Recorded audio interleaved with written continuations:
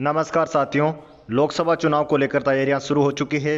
BJP, Congress और राष्ट्रीय लोकतांत्रिक जो दल है और बड़े बड़े दल है अपने अपने प्रत्याशियों को लेकर पूरी तरीके से चर्चाएं तेज हो चुकी हैं। लेकिन इस बीच एक बड़ी खबर, एक चौंकाने वाली खबर सामने निकल कर आ रही है। बीजेपी की पहली सूची को लेकर एक बड़ा फैसला सामने निकल कर आ रहा है। दोस्तों, जातिगत समीकरण के आधार पर और अन्य समीकरणों के आधार पर बीजेपी की पहली सूची को लेकर एक बड़ी अपडेट सामने निकल कर आ रही है। चौंकाने वाले नाम इस बार सामने निकल कर आ रहे हैं, क्योंकि लोकसभा चुनाव से पहले बीजेपी, कांग्रेस और अन्य दलों की जो पहली सूची है उसका इंतजार प्रदेशवासियों को लगातार बना हुआ है। लेकिन इस वक्त की जो बड़ी और ब्रेकिंग अपडेट सामने निकल कर आ रही है, जिसके अंदर कई बड़े दिग्गज नेताओं के नाम सामने निकल कर आ रहे हैं। बीजेपी की जो पहली सूची है लोकसभा चुनाव को लेकर वो सामने निकल कर आ रही। तो दोस्तों, पूरी खबर जानने के लिए वीडियो के आखिर तक जरूर बने रहे। इस चैनल पर पहली बार विजिट करें तो चैनल को सब्सक्राइब जरूर करें, वीडियो को लाइक और शेयर करना बिल्कुल ना भूलें, और साथ ही साथ कमेंट जरूर करें कि वीडियो कौन से लोकसभा क्षेत्र या कौन से इलाके से देख रहे हो और आपके इलाके में किस प्रकार का लोकसभा चुनाव का समीकरण बना हुआ है। दोस्तों, बीजेपी से एक बड़ी अपडेट निकल कर आ रही है। 3 लोकसभा सीटों को लेकर अपने प्रत्याशियों को लेकर मंथन पूरा हो चुका है। नहीं होगा जातिगत बदलाव, एक बड़ा अपडेट सामने निकल कर आ रहा है। लोकसभा चुनाव को लेकर बीजेपी एक एक सीट पर मजबूती के साथ तैयारी कर रही है। उन सभी सीटों के पहले नाम घोषित किए जाएंगे जहां 3 बार सांसद अब विधायक बन चुके। जी हां, इस वक्त की जो बड़ी खबर निकल कर आ रही है, राजस्थान में लोकसभा चुनाव को लेकर सरगर्मियां तेज हो चुकी है। बीजेपी एक एक सीट पर मजबूत तैयारी कर रही है। उन सभी सीटों पर पहले नाम घोषित किए जाएंगे जहां पर 3 सांसद अब विधायक बन गए हैं, और ऐसे में जातिगत समीकरणों के ऊपर बीजेपी पूरा फोकस रखेगी। बात कर लेते हैं राजसमंद, अलवर, जयपुर ग्रामीण पर सबसे पहले नामों की घोषणा होगी। सूत्रों का कहना है कि राजसमंद, अलवर और जयपुर ग्रामीण पर काम पूरा हो चुका है। इन सीटों पर कुछ दिन पहले सर्वे करवाया गया था, लेकिन जिन नामों के ऊपर चर्चा हुई उसे ही फाइनल माना जा रहा है। चूंकि जातिगत के साथ साथ प्रत्याशियों के संगठन की क्या स्थिति है उस पर भी नजर है। सूत्रों के अनुसार राजसमंद, अलवर और जयपुर ग्रामीण इसके नाम पहले निकल कर आ रहे हैं।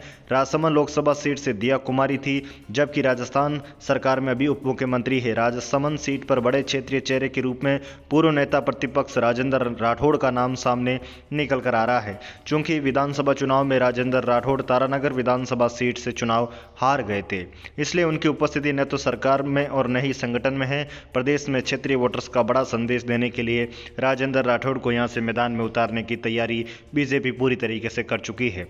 जिस तरह से विद्यानगर सीट से नरपत सिंह राजवी की जगह दिया कुमारी को उतारा गया था, उसी तरह से दिया कुमारी की जगह राजेंद्र राठौड़ का नाम सामने निकल कर आ रहा है।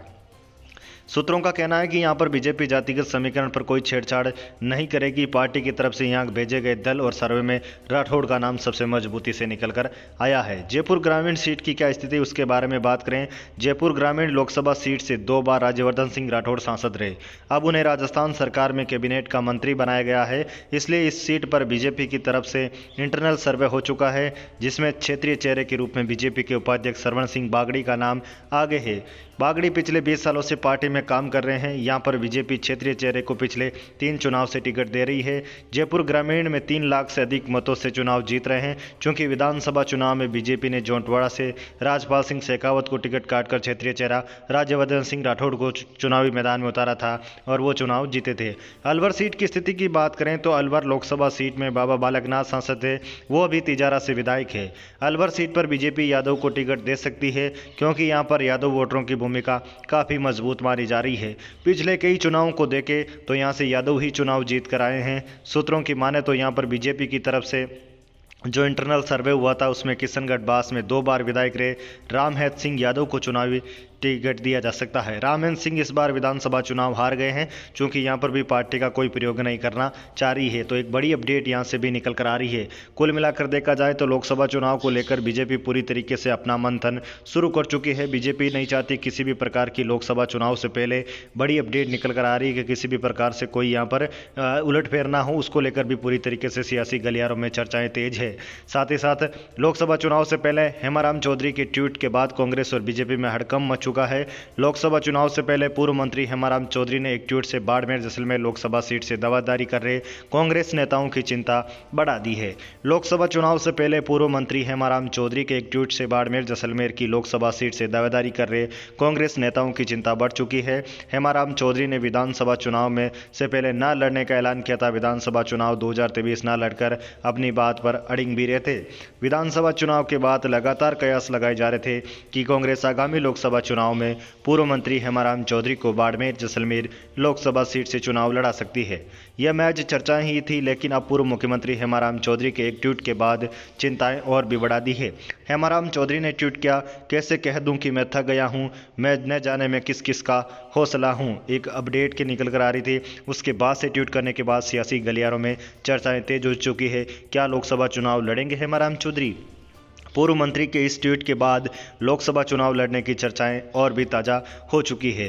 ज़्यादातर मुखर यही उठ रही है कि दूसरी तरफ बीजेपी भी हेमाराम चौधरी के चुनाव लड़ने की चर्चाओं से टेंशन में है, क्योंकि हेमाराम चौधरी को बाड़मेर जैसलमेर सीट पर काफ़ी मजबूत माना जाता है। चौधरी को बाड़मेर जैसलमेर सीट पर मजबूत मानने से सियासी गलियारों में चर्चाएं तेज हो चुकी है और बीजेपी की चिंताएं बढ़ती हुई जा रही है। ऐसे में देखने वाली बात यह है कि अगर हेमाराम चौधरी को कांग्रेस अपना प्रत्याशी बनाती है तो बीजेपी उसके सामने कोई नया प्रयोग करती है, या वर्तमान सांसद या मोदी सरकार के केंद्रीय कृषि मंत्री कैलाश चौधरी को ही अपना प्रत्याशी बनाती है। हेमाराम चौधरी के ट्वीट के बाद सियासी गलियारों में चर्चाएं तेज हो चुकी है। बाड़मेर जैसलमेर की लोकसभा सीट को लेकर बाड़मेर और जैसलमेर की सियासी गलियारों में चर्चाएं तेज हो चुकी है। क्या हेमाराम चौधरी लोकसभा का चुनाव लड़ेंगे? आप भी कमेंट करके बता सकते हैं क्या हेमाराम चौधरी को लोकसभा का चुनाव लड़ना चाहिए। लेकिन अभी भी पूरी तरीके से सियासी गलियारों में चर्चाएं तेज हो चुकी है, लेकिन सियासी गलियारों में चर्चाएं कम होने का नाम भी नहीं ले रही है।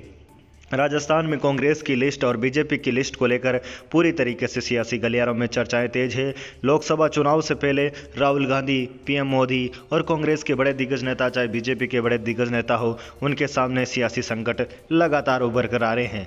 लेकिन अब इस सियासी संकट से जो भी पार्टी उभर कर आएगी वो इस बार विधानसभा चुनाव के बाद लोकसभा चुनाव भी जीत जाएगी। लेकिन लोकसभा चुनाव को लेकर जिस प्रकार की सरगर्मियां तेज है, उसके बाद से सियासी गलियारों में लगातार चर्चाएं तेज हो चुकी है कि आखिरकार कौन कौन से प्रत्याशी चुनावी मैदान में आएंगे।